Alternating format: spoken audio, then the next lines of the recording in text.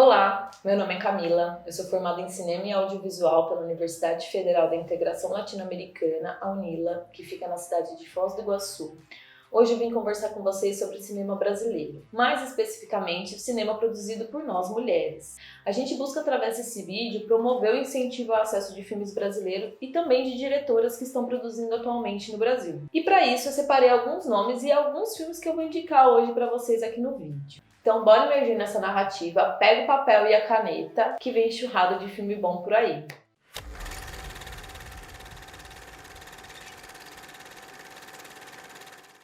A primeira diretora que a gente vai falar hoje aqui é a diretora Adélia Sampaio. Adélia Sampaio nasceu em 1944 e foi considerada a primeira mulher negra a produzir um longa-metragem no Brasil. Adélia, em uma entrevista, disse que se apaixonou pelo cinema quando foi a primeira vez numa sala de cinema quando tinha 12 anos e lá, conhecendo um filme do Sergei Eisenstein, ela se encantou pelo cinema e decidiu que era isso que ela queria fazer. Adélia é mineira, radicada no Rio de Janeiro e foi pioneira na cinematografia negra brasileira, vivendo em um ambiente patriarcal, branco e elitista. Trabalhou em diversas áreas do cinema e vale a pena conhecer um pouco sobre sua história e suas obras.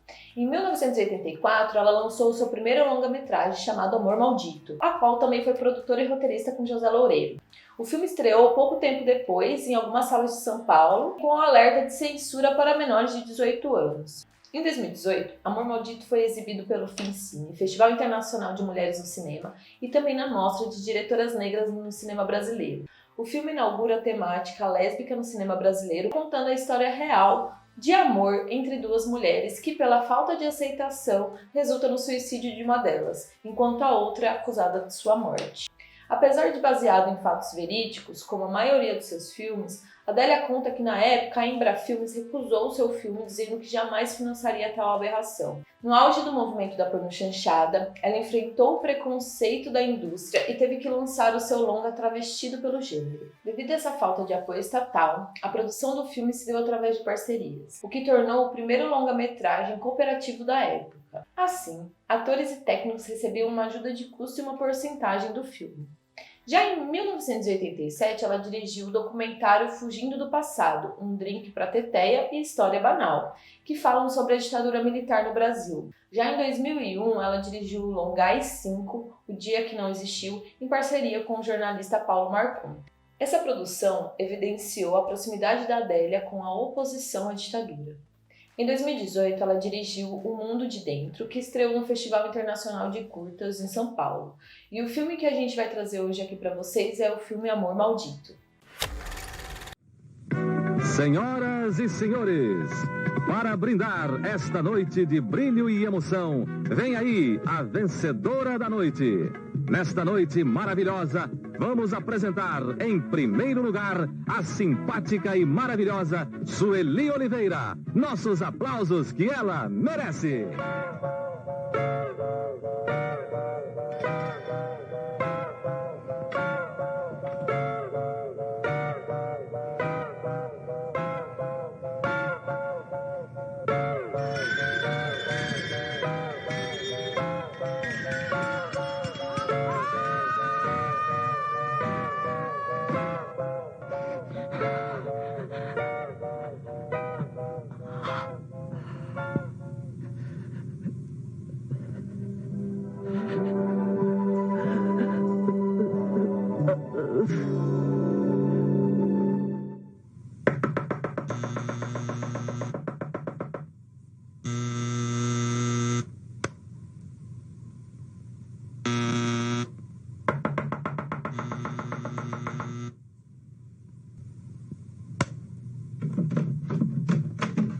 Sua amiga caiu lá embaixo.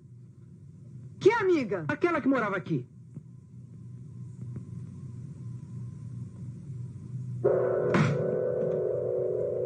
Sueli?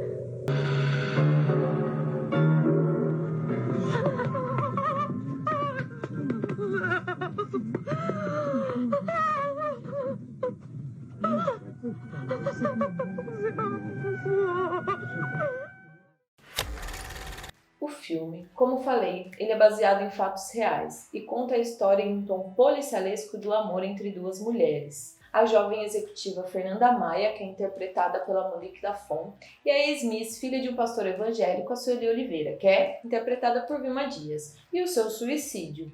A narrativa ela varia entre o julgamento de Fernanda, que é acusada pela morte de Sueli, e as suas lembranças. Bom, não preciso nem falar porque esse é um filmão e é tão importante de assistir, né? É uma excelente referência e exemplo de resistência dentro da arte. Por isso eu acho tão importante que falemos de mulheres como Adélia Sampaio. A segunda diretora que eu trago hoje aqui para vocês é a Lúcia Murat. Lúcia Maria Murat de Vasconcelos nasceu em 1949 e é uma cineasta brasileira que tem forte oposição à ditadura militar no Brasil. Filha de médico ligado à saúde pública, entrou para a faculdade em 1967 e, como estudante de economia, participou de movimentos estudantis. Com a edição do AI-5, em dezembro de 1968, ela entrou para a luta armada, integrando o MR8. Presa pela repressão do regime militar em 1971, Lúcia Murat passou 3 anos e meio encarcerada na Vila Militar e no presídio de Talavera Bruce, no Rio de Janeiro, e a experiência da prisão e das torturas durante o período da ditadura militar forneceu forte influência sobre suas obras. Seu longa-metragem Que Bom Te Ver Viva, de 1989, é um compêndio de histórias, relatos e lembranças dos tempos de prisão. Em 2004, ela retomou Com Quase Dois Irmãos, que lhe valeu o prêmio de melhor filme ibero-americano do júri oficial e melhor filme de júri popular no Festival Internacional de Cinema do Mar del Plata. Em 2011, ela ganhou diversos prêmios no Festival de Gramado com o longa-metragem Uma Longa Viagem, que narra as viagens de seu irmão ao redor do mundo na década de 70, enquanto ela estava presa pela ditadura militar. Em 2013, ela lançou A Memória que Me Contam, que é mais uma obra que trata os anos de chumbo. Para quem é chegado em documentários sobre história, principalmente a história do nosso país e os momentos de repressão, os filmes de Lúcia Murat são uma ótima pedida. Por isso, a obra que eu escolhi trazer hoje aqui para vocês é o seu clássico Que Bom Te Ver Viva.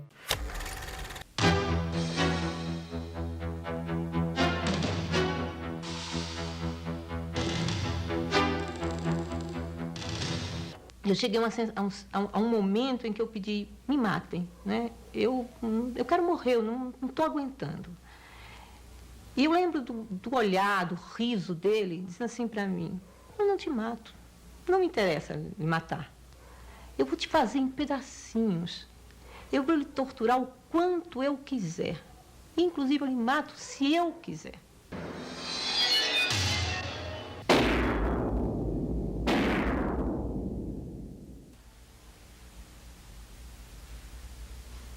Mais uma vez pendurada? Oh, meu Deus. Será que eu não posso ser sacaneada sem pensar nisso?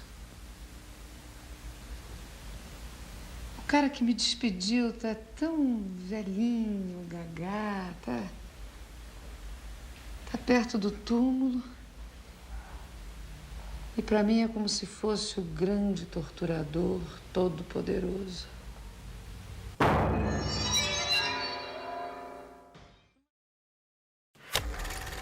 O filme aborda a tortura durante o período da ditadura civil-militar no Brasil, mostrando como suas vítimas sobreviveram e como encararam aqueles anos de violência 2 décadas depois. O documentário mistura os delírios e fantasias de uma personagem anônima, que é interpretada pela atriz Irene Ravache, e alinhavado aos depoimentos de 8 ex-presas políticas brasileiras que viveram as situações de tortura. Essa atuação de Irene rendeu a ela importantes prêmios, como o de melhor atriz pelo Festival de Brasília e o troféu APCA, que é a Associação Paulista de Críticos de Arte, e o prêmio no Festival de Sesc de Cinema.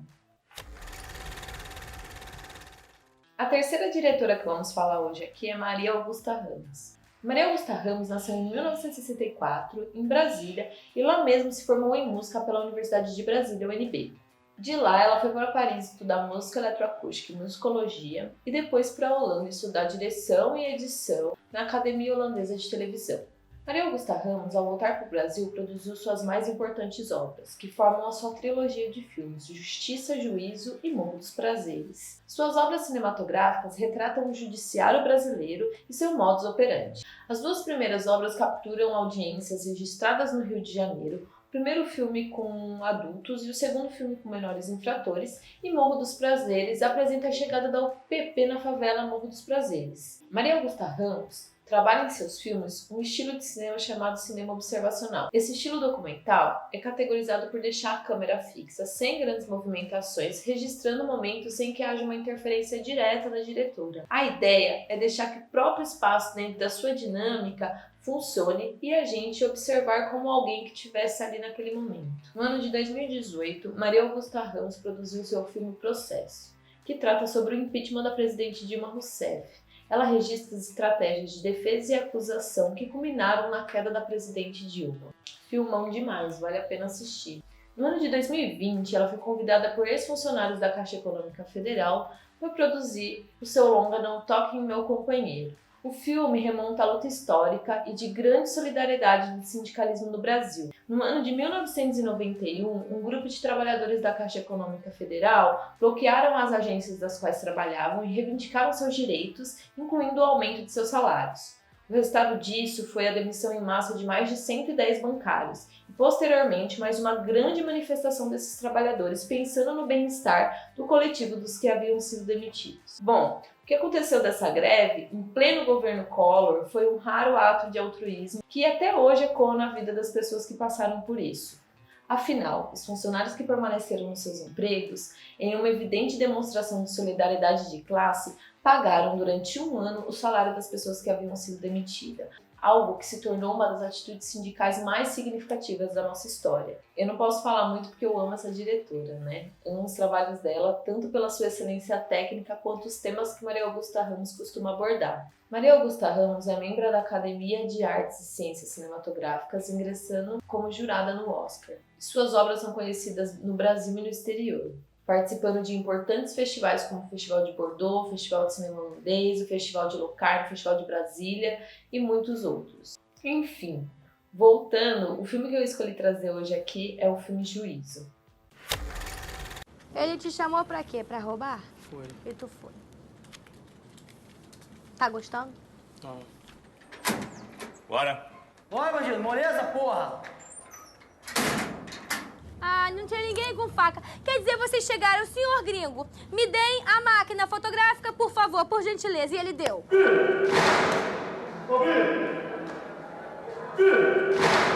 acabou de almoçar, baixa a cabeça. Essa mesa aqui com a cabeça baixada. Tá arrependido? Tô. Tá sentindo falta dele? Falta não, porque ele não me dava nada. O que ele tinha que te dar e que ele não te dava? Ah, um pouco de carinho.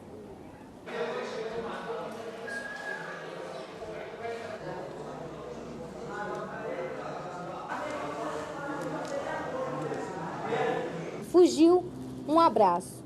Estamos entendidos? Estamos? Então diz. Estamos entendidos. Você pra esculachar, vou esculachar geral, hein? A porrada vai comer pra valer. Quem tem peito pra fazer, tem peito pra segurar essa porra. Então o Ministério Público te concedeu uma remissão, ou seja, uma espécie de perdão. Mas para isso você tem que concordar. E se eu não aceitar? Pelo amor de Deus, tu vai matar tua mãe. Aí o processo prossegue. Eu não aceito. Não. Por quê? Voltar pra casa é pior.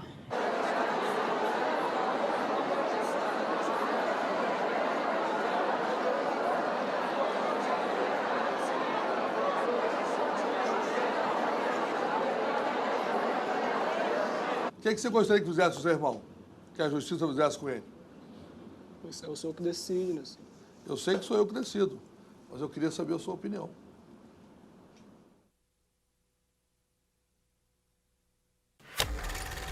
Juízo registra as audiências de jovens infratores de idade entre 13 e 17 anos. São meninos e meninas de distintas histórias e o filme captura as audiências reais que são mescladas com as encenações. O interessante é que Maria Augusta Ramos não vai buscar atores profissionais para fazerem essas representações. Ela realiza um trabalho com jovens que vivem nas favelas do Rio de Janeiro em realidades que são similares às dos jovens presos. Nessas encenações, os jovens interpretam as respostas já dadas nas audiências anteriores gravadas e estudadas por ele. Essa escolha da diretora por representar dessa maneira possibilita ao filme uma maior autenticidade e com certeza impacta no seu resultado final. Embora ela vise isso no início do filme, durante a narrativa você esquece que algumas partes são encenações. Tamanha capacidade de mesclar com o registro realizado pela diretora. Além das audiências, ela captura o cotidiano dos jovens dentro do Instituto Padre Severino e mostra a rotina dos espaços, as conversas e essas que são intercaladas em registros reais e registros encenados. Esse documentário, assim como os outros, 2 de sua trilogia, são de uma potência única. Se você gosta de obras que retratam nossa sociedade a modo de te fazer questionar e pensar sobre ela, esses são filmes que você não pode perder. Aliás, todos os filmes da Maria Augusta Ramos são bons e é por isso que ela não podia faltar nessa lista. A quarta diretora desse vídeo é a Juliana Rojas. Juliana nasceu em 1981 e se formou em cinema pela Escola de Comunicação e Artes, a USP. Ainda enquanto estudava, conheceu o seu amigo Marco Dutra, com quem realizou seus principais trabalhos audiovisuais. Os dois dirigiram suas principais obras e para quem curte um suspense, um drama e um terror, esses dois arrasam. No ano de 2004, os dois dirigiram um curta-metragem Lençol Branco, que foi exibido pela Cine Foundation no Festival de Cannes. E o primeiro longa de Juliana, junto com Marco, foi em 2011 com o filme Trabalhar Cansa. O filme também foi exibido em Cannes e na mostra Um Certo Olhar. Juliana também é montadora e roteirista. Em 2014, ela dirigiu Sinfonia de Necrópole. O filme ganhou o prêmio de melhor longa no Festival de Gramado e já em 2017 ela lançou também em parceria com Marco Dutra o seu filme As Boas Maneiras, que é o filme que eu escolhi trazer hoje aqui para vocês como indicação. Dorme no chão, dorme no feno, dorme cavalinho, aproveita que é pequeno. Dona Ana, 15º. Você gosta de criança? Gosto, sim. Eu preciso de uma pessoa pra dormir e pra me ajudar com a casa, com a comida, que seja discreta, que eu não gosto de ninguém fofocando da minha vida. Ana, por que você tem uma arma? 28 semanas, tá tudo em ordem. Ele é normal? É, tá até acima da curva do peso. Dormiu bem? Tive um sonho esquisito. Você anda pela casa de noite, quando tem lua cheia, o bebê sempre fica agitado.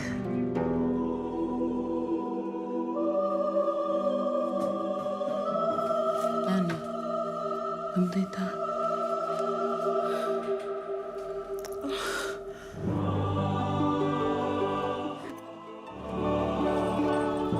Ele tá enorme. Olho grande, boca grande, mão grande.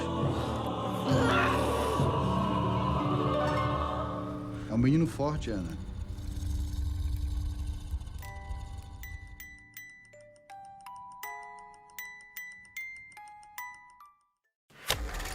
Ana, que é interpretada por Marjorie este ano, contrata a Clara, que é representada por Isabel Zoá, que é uma enfermeira moradora da periferia de São Paulo e que vai trabalhar para Ana como babá do seu filho que ainda não nasceu. Conforme a gravidez vai avançando, Ana começa a apresentar comportamentos cada vez mais estranhos e sinistros hábitos noturnos que afetam diretamente a vida de Clara. Os filmes de Juliana Rojas e Marco Dutra unem gêneros cinematográficos que antes a gente achava impossível de combinar.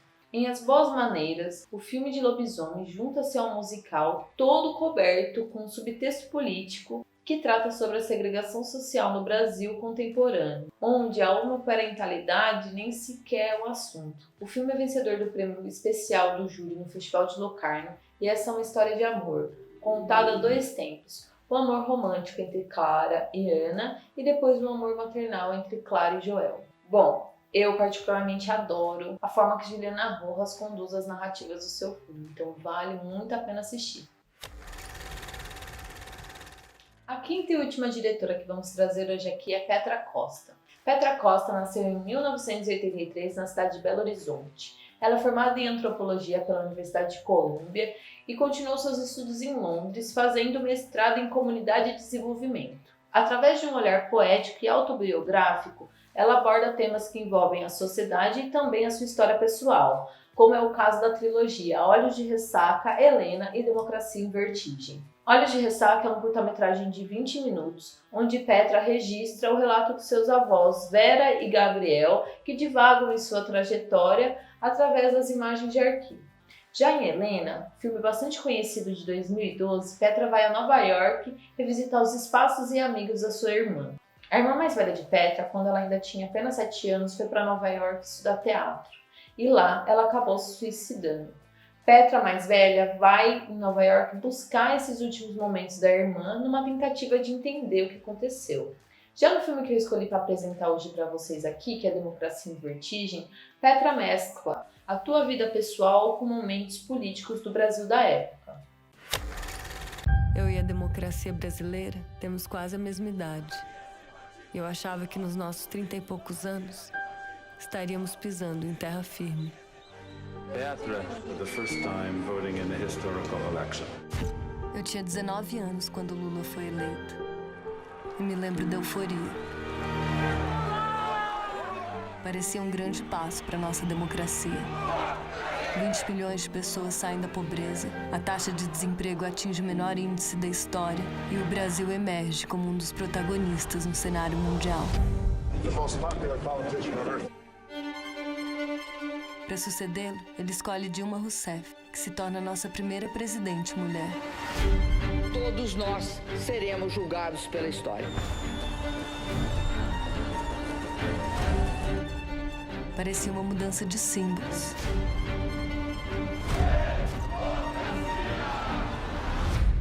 Mas algo no nosso tecido social começa a mudar. O país se divide em duas partes. E esse muro dá lugar a um abismo. O partido é pego num escândalo de corrupção, a maior investigação na história do país. O que vão pensar de nós? Mas não há impedimento de ter feito mais. Crimes include fraud, slavery, even homicide. Um presidente destituído, um presidente preso. A nossa democracia está desmoronando. Essa farsa sexista. Estou cada dia mais vivo perante a opinião pública.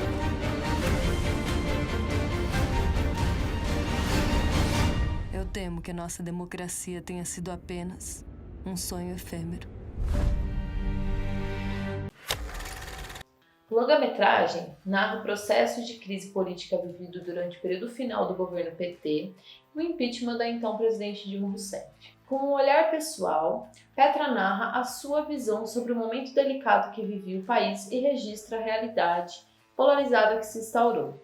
O filme foi ovacionado em Sundance, tendo uma excelente recepção no público estrangeiro, o que não é muito esperado aqui no nosso país, justamente pela polarização. Ele foi também muito criticado pela extrema-direita. O filme foi indicado ao Oscar em 2020, na categoria de melhor documentário, e Democracia em Vertigem marcou a presença na lista dos melhores filmes do ano no New York Times. Democracia em Vertigem poderia ser só mais um filme sobre o assunto, se não fosse pela identidade de Petra, que busca abordá-lo com subjetividade. O filme tem produção da Netflix e ele não é imparcial e nem pretende ser. Mas, na minha visão, é um filme honesto, sem mentiras e distorções. Com acesso privilegiado a Lula, Dilma e outros tantos políticos importantes, Petra entrelaça o pessoal e o político para narrar um momento decisivo da história recente no Brasil, também considerado como uma advertência a todas as democracias do mundo. Bom, gente, eu trago aqui uma pequena fração de nomes e filmes que são apenas norteadores para vocês se inspirarem. Existem tantas outras mulheres que estão produzindo no Brasil e no mundo. Diretoras de fotografia, produtoras, diretoras de artes e tantas outras funções que as mulheres seguem resistindo e produzindo arte. A ideia desse vídeo é trazer alguns desses nomes de diretoras e alguns dos seus filmes, compartilhando as minhas impressões sobre as obras apresentadas e as suas repercussões. Como fiz uma seleção, tem muitas outras mulheres que eu gostaria de compartilhar com vocês, mas não foi possível. Nomes como Ana Mulaerte, Glenda Nicaro, Renata Martins, Lívia Pérez, Maria Clara Escobar, Flávia Castro e tantas outras que seguem realizando filmes com muita qualidade nesse Brasilzão, viu? Eu vou deixar na descrição do vídeo os links com os filmes que a gente conversou hoje aqui e as diretoras que eu falei. E também vou deixar alguns outros filmes dessas outras diretoras que eu falei anteriormente que a gente não conseguiu abordar. É isso, gente. Espero que vocês tenham gostado. Se vocês conhecem alguma diretora brasileira que vocês também gostariam de indicar, deixa nos comentários. E eu agradeço imensamente a oportunidade da Prefeitura de Mauá por proporcionar esse vídeo. É isso. Obrigada.